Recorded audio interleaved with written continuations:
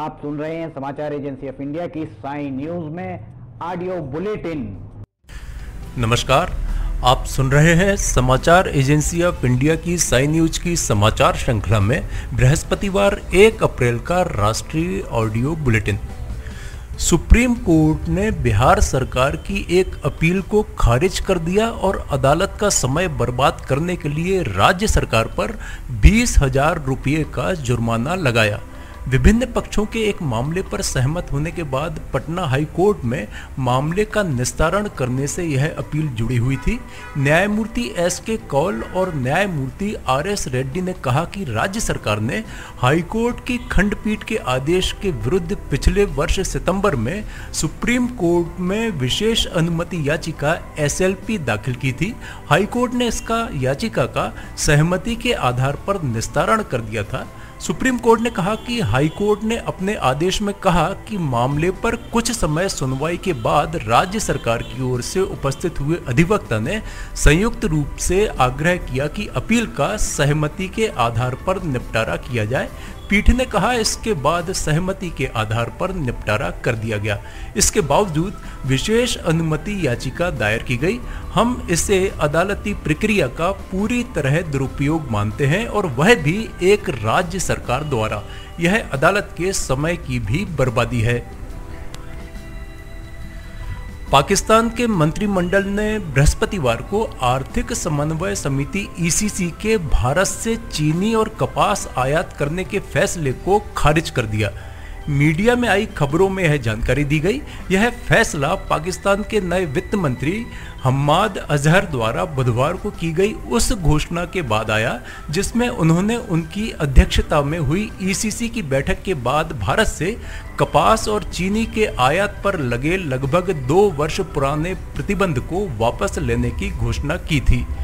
जियो TV की खबर में सूत्रों के हवाले से बताया गया कि प्रधानमंत्री इमरान खान की अध्यक्षता में बृहस्पतिवार को हुई मंत्रिमंडल की बैठक में हालांकि ECC के भारत से सूती धागे और चीनी के आयात के प्रस्ताव को खारिज कर दिया गया। मंत्रिमंडल के फैसले पर फिलहाल कोई आधिकारिक बयान नहीं आया है। कर्नाटक के मंत्री KS ईश्वरप्पा द्वारा मुख्यमंत्री की कार्यशैली के विरुद्ध राज्यपाल को पत्र लिखने को अस्वीकार्य बताते हुए भारतीय जनता पार्टी के महासचिव अरुण सिंह ने बृहस्पतिवार को कहा कि वह उचित मंच नहीं था। प्रदेश के ग्रामीण विकास मंत्री ईश्वरप्पा ने बुधवार को राज्यपाल से उनकी शिकायत करते हुए उनके विभाग के मामलों में सीधे हस्तक्षेप का आरोप लगाया था। कर्नाटक के प्रभारी सिंह ने संवाददाताओं को बताया, यदि एक मंत्री को कोई समस्या है तो उन्हें मुख्यमंत्री से बात करनी चाहिए। राज्यपाल को पत्र लिखना सही रास्ता नहीं है। इस मुद्दे पर पार्टी की योजना के बारे में पूछे जाने पर सिंह ने कहा कि उसका ध्यान अभी एक लोकसभा और 2 विधानसभा सीट पर होने वाले उपचुनावों पर केंद्रित है। उन्होंने कहा, हम भारी अंतर से तीनों सीट जीतेंगे। कर्नाटक के मुख्यमंत्री BS येदियुरप्पा से असंतुष्ट पार्टी नेता समय समय पर उन्हें निशाना बनाते रहे हैं। पश्चिम बंगाल में दूसरे चरण के बीच TMC सुप्रीमो और मुख्यमंत्री ममता बनर्जी ने लोगों से कहा है कि वे शांति बनाए रखें और TMC को वोट दें। उन्होंने राज्य का सबसे हॉट सीट बना नंदीग्राम के सोना चुराव में कहा, कूल कूल तृणमूल, ठंडा ठंडा कूल कूल, वोट पेबा जोड़ा फूल। चुनाव के दौरान अपने वोट शांति से डालें। ध्यान रहे 48 घंटे के लिए अपना दिमाग ठंडा रखें। उनकी इस सलाह के जवाब में प्रधानमंत्री नरेंद्र मोदी ने जयनगर में एक जनसभा को संबोधित करते हुए कहा, अब मैं दीदी को यह कहते हुए सुन रहा हूँ, कूल कूल दीदी, तृणमूल शांत नहीं है, यह एक शूल है। तृणमूल एक शूल है जिसने बंगाल के लोगों को असहनीय पीड़ा दी। पश्चिम बंगाल की मुख्यमंत्री ममता बनर्जी ने विधानसभा चुनाव के दूसरे चरण में नंदीग्राम सीट के लिए बृहस्पतिवार को हो रहे मतदान के दौरान रेयापाड़ा क्षेत्र में अपने वार रूम में रहने का फैसला किया। नंदीग्राम सीट पर ममता बनर्जी और भारतीय जनता पार्टी उम्मीदवार शुभेंदु अधिकारी के बीच कड़ा मुकाबला है। तमिलनाडु के मुख्यमंत्री ई.के. पलानीस्वामी के विरुद्ध डीएमके के नेता ए राजा की टिप्पणी को अश्लील और महिलाओं की गरिमा को कम करने के रूप में करार देते हुए चुनाव आयोग ने बृहस्पतिवार को वरिष्ठ डीएमके नेता को फटकार लगाई। आयोग ने उन्हें 48 घंटे के लिए प्रचार करने से रोक दिया। चुनाव आयोग ने 6 अप्रैल को होने वाले विधानसभा चुनावों से पहले डीएमके के स्टार प्रचारकों की सूची से उनका नाम भी हटा दिया है।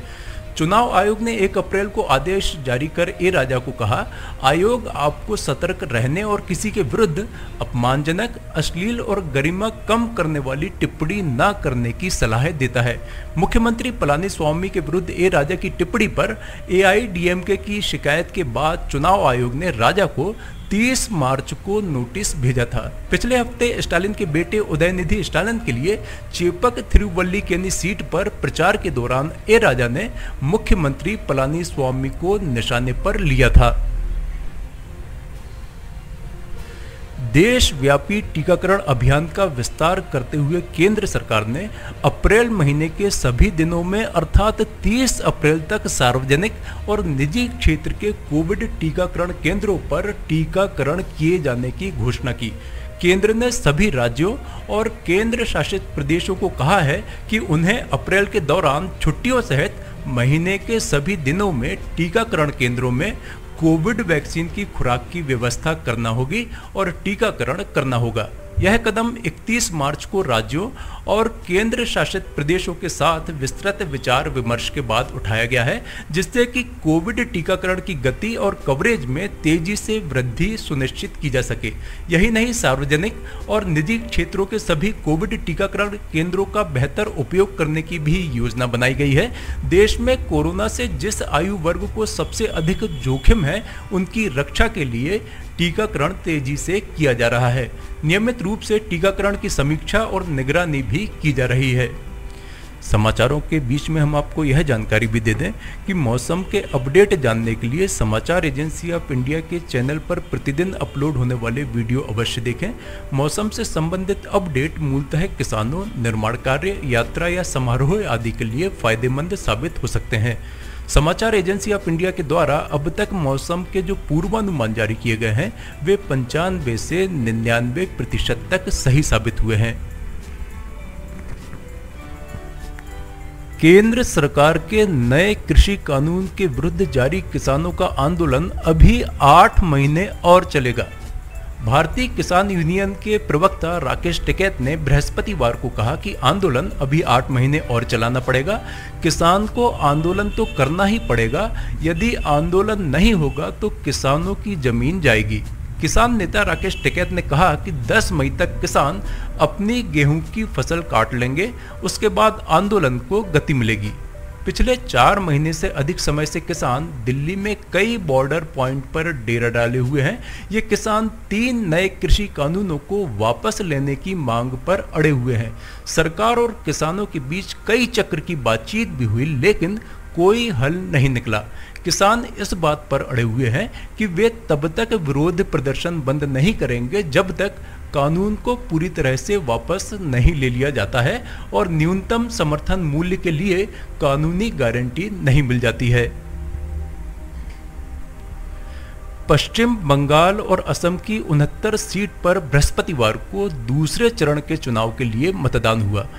बंगाल में हिंसा की कुछ घटनाओं और बूथ कैप्चरिंग के आरोपों के बीच 80% से ज्यादा लोगों ने वोट डाले। चुनाव आयोग के मुताबिक शाम 6 बजे तक बंगाल में 80.43% और असम में 74.64% मतदान हुआ।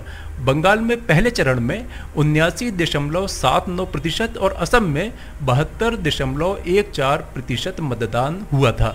इस बीच ममता बनर्जी ने प्रधानमंत्री नरेंद्र मोदी और गृह मंत्री अमित शाह पर बड़े आरोप लगाए। उन्होंने कहा कि प्रधानमंत्री नरेंद्र मोदी चुनाव वाले दिन पश्चिम बंगाल में चुनाव प्रचार कैसे कर सकते हैं। ममता बनर्जी ने आरोप लगाया कि अमित शाह सीधे केंद्र के भेजे गए सुरक्षा कर्मियों को आदेश दे रहे हैं। ये चुनावी आचार संहिता का उल्लंघन है। आप सुन रहे थे समाचार एजेंसी ऑफ इंडिया की साई न्यूज में शरद खरे से बृहस्पतिवार 1 अप्रैल का राष्ट्रीय ऑडियो बुलेटिन। शुक्रवार 2 अप्रैल को एक बार फिर हम ऑडियो बुलेटिन लेकर उपस्थित होंगे। आपको ये ऑडियो बुलेटिन यदि पसंद आ रहे हो तो आप इन्हें लाइक, शेयर और सब्सक्राइब अवश्य करें। सब्सक्राइब कैसे करना है यह प्रत्येक वीडियो के अंत में हम आपको बताते ही हैं। अभी आपसे अनुमति लेते हैं। नमस्कार। आइए अब हम आपको बताते हैं कि किस तरह आपको समाचार एजेंसी ऑफ इंडिया के यूट्यूब को सब्सक्राइब करना है। सबसे पहले आप ब्राउज़र खोलिए, ब्राउज़र में यूट्यूब टाइप कीजिए, या तो आपके पास अगर यूट्यूब का ऐप है तो यूट्यूब खोल लीजिए। यूट्यूब खोलने के बाद आप उसके सर्च बटन पर जाइए। सर्च बटन जो आपका ऊपर यहाँ पर दिख रहा होगा, इसमें आप ऊपर सर्च में जाइए, वहाँ LIMTY स्पेस दीजिए, KHARE ये टाइप कीजिए, लिमटी खरे। ये आपको लिमटी खरे खुला हुआ मिल जाएगा। लिमटी खरे अगर आप जैसे ही आपको ये मिलता है, आप ये राइट हैंड साइड में देखिए सब्सक्राइब, लाल रंग का सब्सक्राइब बटन दिख रहा होगा। इस सब्सक्राइब बटन को अगर आप क्लिक करेंगे तो ये आपको सबसे पहले कहेगा कि आप जो भी आपका अकाउंट है उसमें आप अकाउंट से लॉगिन करिए। अगर आप पहले से लॉगिन हैं तो आपको ये सब करने की शायद ही ज़रूरत पड़े। ये देखिए आप लॉगिन हो जाएंगे। यहाँ किनारे में आपको यहाँ पे इसका यूट्यूब का बटन दिख जाएगा। अब ये सब्सक्राइब जो यहाँ पर लिखा हुआ है लाल रंग से, इसको आप जैसे ही क्लिक करेंगे तो सब्सक्राइब आ जाएगा। फिर इसके बाजू में जो ये एक घंटी बनी हुई, घंटी में ऊपर ऑल को क्लिक कर दीजिए।